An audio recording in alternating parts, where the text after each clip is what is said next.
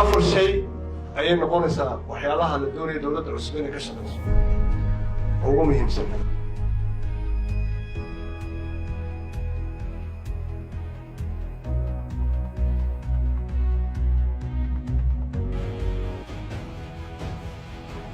أمنية إن أمنية وحلا يغبط ولله الحمد. أنت أنا كنا نقول سفر كذا كلية معي سفر كي وران فيني وحيالله يعجب كلية وحي سيدا عبد الرحمن ديره وشيء إن أمني وياهي أمني وحقومهم سنة أن كتشوفنه مقالة يقبل مركان هرت تاوان في كل أمانة الحوينها يو دمان dowladda iyo dhammaan hay'adaha amniga sida fiican uga shaqeeyeen. meel kasta oo laga qabtay doorashada runtii way ku amaanan yihiin waa inaan ku ammaano. marka amniga in laga shaqeeyo oo dib habeyn lagu sameeyo waa taas waa qodobka ugu horeeya.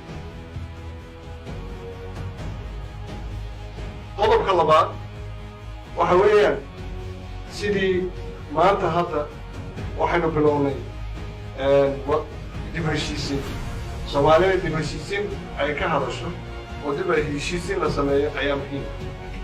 Taana waxaan rabnaa inaan ka shaqeyno haddii aan rabno oo khaasatan weliba cid ay naga maqan in la bilaabo wada hadallo oo lagu soo xirigelinayo oo ay ugu wada hadlayo taas ayadana muhiimadda weyn. waxaan filayaa inaad garan karaysaan tan ujeedo inay tahay Somaliland in wada hadallo la galo oo wada hadallo jiddiya ay noqoto oo taasna waa qodobka labaad si markaa doorashada 2020 markaan ka hadlayno aanay naga gelin wixii special arrangementskii la sameeyey sanadkan aanay special arrangementskaas oo kale aanay iman laakiin ay timaado in laga wada hadli karin.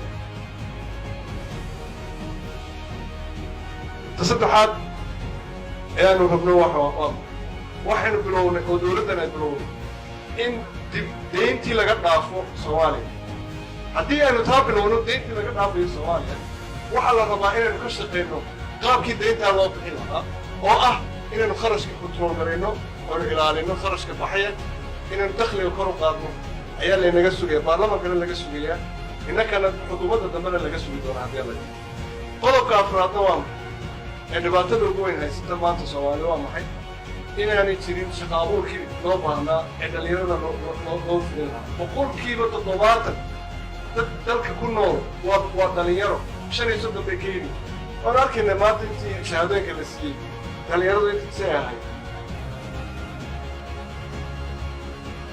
marka afartaa shay inay ka shaqayso xukuumadda dambe ayaan rabnaa. waxaan taa idinku sheegayaa inaad ku tala gashaan maadaama aad tihiin xildhibaanadii cusbaaye lasoo doortay inaad ka fikirtaan oo qaabka aad uga fikirtaan sidii Soomaali marka wax loogu qaban lahaa aynu u noqoto oo aynu siyaasadda dambe aynu ka hadalno taas weyn.